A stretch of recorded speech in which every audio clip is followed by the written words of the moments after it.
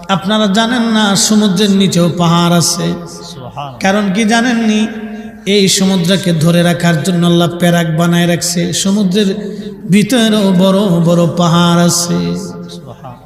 আহা, আমার মালিক আমার আল্লাহ পাহাড়টাকে সৃষ্টি করলেন। নবীজি সাহাবীরা বললেন, হুজুর এই পাহাড়ের চাইতে শক্ত কি কিছু আছে?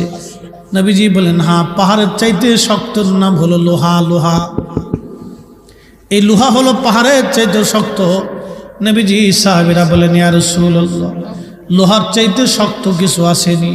নবীজি বলেন, হ্যাঁ, আগুন লোহার চাইতে আগুন শক্ত। কারণ আগুনের মধ্যে যদি লোহা ছেড়ে দেন, এই আগুনটা লোহাটাকে পুরাইয়া নরম মোমের মতো বানায় দেয়। এই লোহার চাইতে শক্তের নাম হলো আগুন। সাহাবীরা বললেন, হুজুর আগুনের চাইতে শক্ত কিছু আসেনি? নবীজি বলেন, হ্যাঁ, আগুনের চাইতে শক্ত হলো বাতাস। বলবেন, হুজুর আগুনের চাইতে শক্ত হলো পানি না? পানির ভিতরেও আগ্নেয়গিরি উদ্গিরিত হয়, পানির ভিতরে আগুন জ্বলে।